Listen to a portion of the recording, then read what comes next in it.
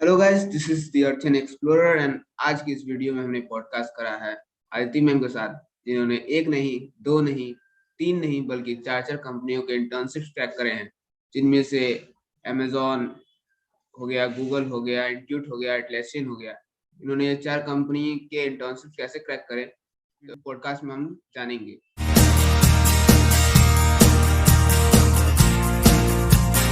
Video आगे बढ़ाने से पहले छोटा सा इंट्रो मैम कर लेते हैं।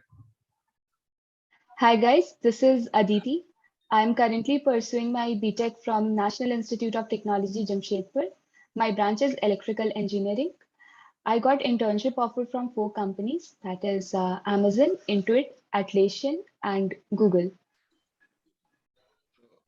जैसे मैम ने कहा कि इनका ब्रांच मतलब नॉन कोर था, मतलब इनका ब्रांच सीएस नहीं था। तो ये भी एक एग्जांपल हो सकता है कि लोग कहते हैं मेरा नॉन सीएस ब्रांच है, तो क्या मैं जैसे गूगल बड़ी बड़ी कंपनियां निकाल सकता हूँ। तो इसी टाइप के क्वेश्चंस आज हम इस वीडियो में डिस्कस करने वाले हैं। तो पहले क्वेश्चन से स्टार्ट करते हैं। तो पहला क्वेश्चन ये है मैम, आपने प्रिपरेशन कब से स्टार्ट करा था? मतलब बेसिकली आपने फर्स्ट ईयर से करा था कि सेकेंड ईयर से करा था? तो विशाल, जब I was in my first year तो लॉकडाउन हो गया था और उसके बाद मैं घर आ गई थी, तो उसके बाद ही मैंने प्रिपरेशन शुरू कर दिया था। बट असली प्रिपरेशन सेकेंड ईयर में ही किया था। ओके मैम, बहुत से लोग ऐसे भी होते हैं, कहते हैं मैम मेरा फर्स्ट ईयर चला गया पूरा, अब सेकेंड ईयर में आए हैं, तो क्या हम सेकेंड ईयर से स्टार्ट करें? तो क्या हम उसको कवर कर सकते हैं जो मेरा डिले हुआ है? क्योंकि बहुत से बच्चे होते हैं फर्स्ट ईयर से स्टार्ट कर देते हैं, और बहुत लोग होते हैं मतलब सेकेंड ईयर से स्टार्ट कर देते, तो डिमोटिवेट रहते हैं कि मेरा तो एक साल बर्बाद हो गया, हम क्या ही कर सकते हैं। तो इस पे आप क्या कहना चाहेंगे? वो मैटर नहीं करता है कि तुम फर्स्ट ईयर से स्टार्ट करो या सेकेंड ईयर से स्टार्ट करो। तुमको एक एक कोर्स कंप्लीट करना है। तुमको कुछ कुछ चीजें पता होनी चाहिए एक इंटरव्यू क्रैक करने के लिए। अगर तुम वो सेकेंड ईयर में सीख पा रहे हो तो तुम फर्स्ट ईयर से जिन्होंने स्टार्ट किया तुम उनके बराबर ही आ जाओगे थर्ड ईयर तक। तो यस मैटर नहीं करता कि तुम फर्स्ट ईयर से स्टार्ट कर रहे हो या सेकेंड ईयर से। But you should know some things, and if you are able to learn that in second year, then that is well and good. Ma'am, जैसे आपने कहा था कि आपका नॉन सेल्स ब्रांच है, तो आपको दिक्कत नहीं हुई थी कोर भी अपना मैनेज करना प्लस अपना नॉन कोर का पढ़ना, कोडिंग करना, मतलब थोड़ा डिफिकल्ट नहीं हुआ था? uh, when I was in my first year तो मेरा CG अच्छे से मेंटेन था, above it was above 9।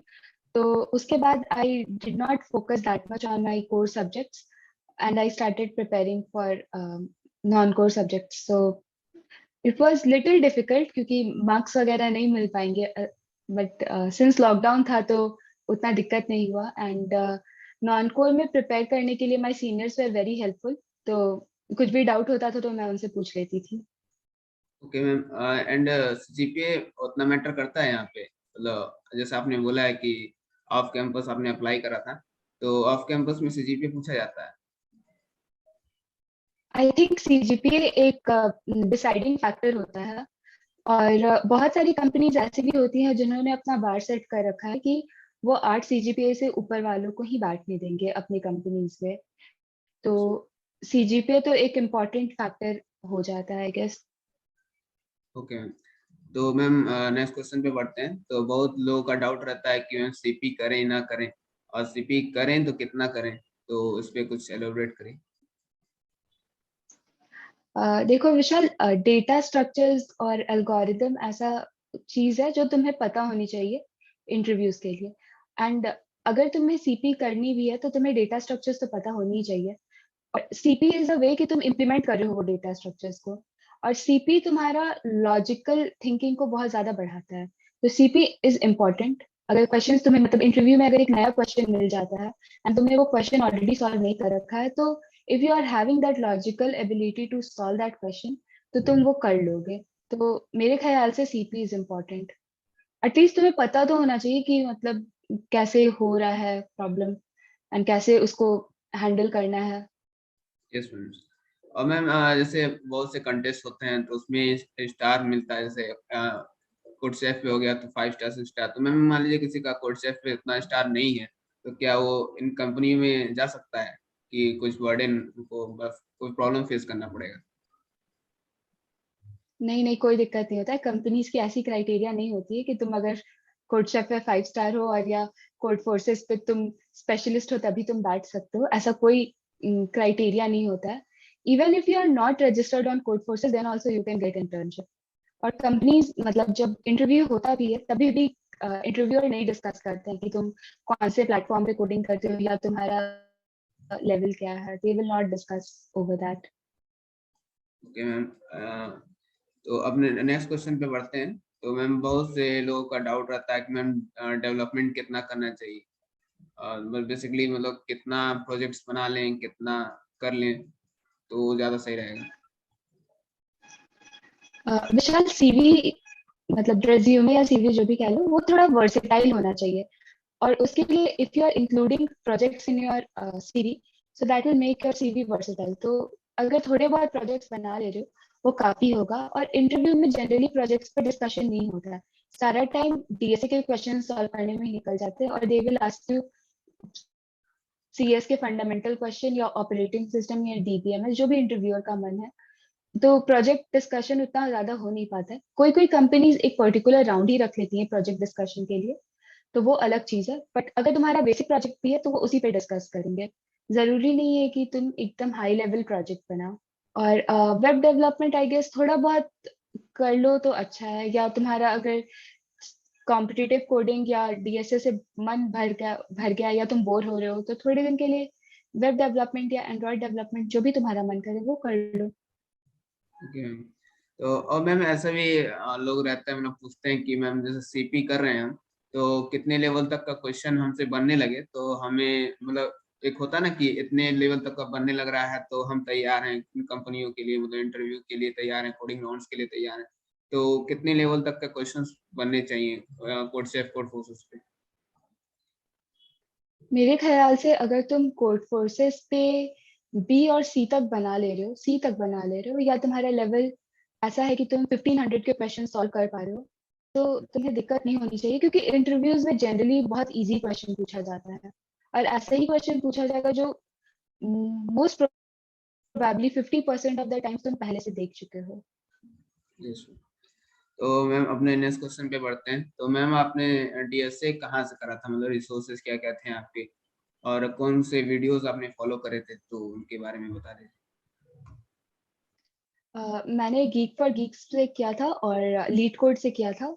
और मेरे ख्याल से एक क्वेश्चन का सेट बना लेना बहुत जरूरी है। या तो तुम इंटरव्यू बिट पे बना लो या लव बबर की सीरीज बना लो, क्वेश्चन सेट है, एक क्वेश्चन शीट है वो बना लो। या मैंने तो स्ट्राइवर का शीट बनाया था, तो I think that is very helpful. और वीडियोस भी मैंने स्ट्राइवर के ही फॉलो किए थे। Okay. तो मैम जैसे आपने बोला था कि आपने चारों कंपनी ऑफ कैंपस निकाली हैं, तो मैम ऑफ कैंपस कैसे अप्लाई कर सकते हैं और क्या क्या अपॉर्चुनिटीज हैं ऑफ कैंपस में, तो उनके बारे में थोड़ा बता दीजिए। तो ऑफ कैंपस बहुत सारे इंटर्नशिप ड्राइव्स निकलते हैं, तो तुम उस पर फॉर्म डाल सकते हो। बहुत सारी सिर्फ लड़कियों के लिए होते हैं, बहुत सारे लड़की लड़के दोनों के लिए होते हैं। लाइक गोल्डमैन का जो होता है वो दोनों के लिए होता है। एंड इंटुइट का आता है जो लड़कियों के लिए होता है, एटलेशन का आता है जो लड़कियों के लिए होता है, और सेम अमेजन के लिए अमेजन वाव होता है, लड़कियों के लिए प्रोग्राम होता है। सो उस पर अप्लाई किया जा सकता है। Apart from that you can also try texting the recruiter if you come across any recruiter on LinkedIn. तो तुम उसे टेक्स्ट कर दो कि ma'am I would like to share my resume and I am very interested in getting internship opportunities in your company. So अगर उसे तुम्हारी profile पसंद आएगी तो he will text you back और he will send you his or her email कि तुम अपना रिज्यूमे भेज दो। एंड अगर वो ठीक लग गया उसे तो वो टेस्ट लिंक दे देगा and the process is same after that कि इंटरव्यूज होंगे and then you will be selected. Okay ma'am, तो मैम जैसे आपने बताया था कि आपने चार कंपनियां निकली हैं, आपकी इंटर्नशिप ऑफर्स मिले हैं, जैसे गूगल था, अमेजोन था, इंट्यूट था, एटलेसियन थे। तो मैम इनमें कोडिंग राउंड्स क्या क्या पूछे गए हैं और आपसे इंटरव्यू में क्या क्या पूछा गया, तो इनके बारे में थोड़ा सा एलोबरेट कर दीजिए। तो फर्स्ट कंपनी मेरी इंटुइट थी, तो उसके टेस्ट में एक इजी क्वेश्चन, दो मीडियम क्वेश्चन और एक हार्ड क्वेश्चन पूछा गया। और इंटरव्यू में फर्स्ट राउंड में एक इजी क्वेश्चन और एक मीडियम क्वेश्चन और उसके साथ साथ कुछ सीएस फंडामेंटल्स के क्वेश्चन। और दूसरे राउंड में पहला लेट से 5 मिनट प्रोजेक्ट पे डिस्कशन हुआ उन्होंने मुझे कुछ बताया कि अगर क्लाइंट तुम्हें मतलब कुछ चेंजेस मांगेगा प्रोजेक्ट में तो तुम कैसे इम्प्लीमेंट करोगी। बहुत ही बेसिक क्वेश्चन था प्रोजेक्ट पे। और फिर उन्होंने मुझे एक मीडियम क्वेश्चन दिया और एक वो मीडियम हार्ड के बीच में था दूसरा वाला क्वेश्चन। और बस वो इंटरव्यू खत्म हो गया। एंड बस 2 ही राउंड हुए थे, एचआर राउंड नहीं हुआ था। अमेज़न में पहले 2 टेस्ट हुआ था। एक टेस्ट में बेसिक जैसे अमेज़न के क्वेश्चन होते हैं, एप्टीट्यूड था, थोड़ा-सा रीजनिंग था एंड थोड़ा-सा लेट्स से थोड़ा-सा डिबगिंग राउंड था एंड 2 कोडिंग के क्वेश्चंस थे। दूसरे टेस्ट में भी सेम पैटर्न था और इंटरव्यू में इंटरव्यूअर ने मुझसे 2 क्वेश्चंस पूछे थे बस। और एटलेशियन में टेस्ट में 4 क्वेश्चंस थे। एक ईजी था और 3 मीडियम और हार्ड के बीच में था। और इंटरव्यू राउंड 2 राउंड था। फर्स्ट राउंड टेक्निकल था, तो टेक्निकल राउंड में इंटरव्यूअर ने एक क्वेश्चन ही पूछा था, बट उसके बीच में बहुत सारे बेसिक सीएस फंडामेंटल क्वेश्चंस पूछे थे जो क्वेश्चन से ही रिलेटेड था। लाइक अगर तुम कोई हीडर फाइल इंक्लूड कर रहे हो तो ये क्यों इंक्लूड कर रहे हो, इस तरीके का। एंड दूसरा राउंड एचआर राउंड था, तो एचआर ने बेसिक क्वेश्चंस पूछे, थोड़ा सा प्रोजेक्ट पे डिस्कशन हुआ, मतलब एकदम टेक्निकल डिस्कशन नहीं था बट ऊपर से ओवरव्यू उन्होंने मांगा था एंड बेसिक कंपनीज के वैल्यूज एंड ऑल पे डिस्कशन हुआ था। और गूगल का मैंने कोई टेस्ट नहीं दिया, रिक्रूटर ने मेल किया था। तो उसके बाद एक टेलीफोनिक स्क्रीनिंग राउंड हुआ था, तो उसमें बेसिक सीएस फंडामेंटल के क्वेश्चन पूछे गए थे और उससे ज्यादा कुछ नहीं पूछा गया था, कोडिंग क्वेश्चंस नहीं पूछा गया था उसमें।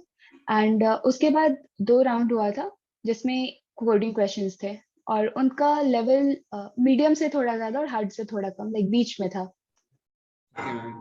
तो मैम जैसे आपने इतने 4 कंपनियां क्रैक करी हैं, तो आपको क्या लगता है कि मैंने ये चीज जैसे होता है ना कि मैंने ये चीज करा था तो ये मुझे बहुत हेल्प करा, इससे मतलब ये एक इम्पोर्टेंट फैक्टर है जिसकी वजह से मेरा ये हुआ, मतलब 4 कंपनी में इंटर्नशिप वापस मिले। तो मैम आपको क्या किसको श्रेय देना चाहती है कि मतलब वो चीज मैंने करी थी तब वो हुआ, मतलब जैसे डीएसए हुआ कि सीपी हुआ, आप किसको ज्यादा इम्पोर्टेंस देना चाहेंगे? आई थिंक कॉम्पिटिटिव कोडिंग और डेटा स्ट्रक्चर्स एंड एल्गोरिथम, ये दोनों बहुत ही इम्पोर्टेंट चीज है कि तुम सीख लो, क्योंकि इंटरव्यू में यही हेल्प करता है। एंड अपार्ट फ्रॉम दैट तुम्हारा कम्युनिकेशन स्किल्स अच्छा होना चाहिए। तुम अपनी बातों को इंटरव्यूअर तक किस तरीके से पहुंचाते हो और कितने क्लियर रहते हो अपने अप्रोच में, वो मैटर करता है। एंड अपार्ट फ्रॉम दैट ये भी इम्पोर्टेंट है कि तुम्हारे पास एक ग्रुप ऑफ फ्रेंड्स हो जिनके साथ तुम प्रैक्टिस कर पाओ, क्योंकि अकेले उतना इंसान कर नहीं सकता है। I had a group of 4 friends, so उनके साथ मैंने बहुत प्रैक्टिस करा है, तो I think that help me a lot. Okay ma'am. And तो इस वीडियो को यहीं पे एंड करते हैं। तो एक फाइनल सजेशन क्या होगा आपको, हम स्टूडेंट्स के लिए एक फाइनल सजेशन दे दीजिए। Yes, so my final suggestion will be कि learn DSA very properly because that is very important. Apart from that, interview से पहले ये ट्राई करो कि अपने दोस्तों के साथ मॉक इंटरव्यू ले लो या अपने किसी सीनियर को बोलो कि मॉक इंटरव्यू ले ले। एंड उस इंटरव्यू के बारे में थोड़ा बहुत जानकारी ले लो कि किस तरीके से होता है, कैसे क्वेश्चंस पूछे जाते हैं। एंड ट्राई की तुम्हें सीएस फंडामेंटल्स, ऑपरेटिंग सिस्टम और डीबीएमएस ये सब थोड़ा थोड़ा पता हो, क्योंकि अगर इंटरव्यूअर पूछ ले तो तुम ऐसा ना हो कि ब्लैंक हो जाओ। बस, दैट्स ऑल। ओके, तो वीडियो को यहीं पे एंड करते हैं। Thanks ma'am for coming here and welcome. ठीक है।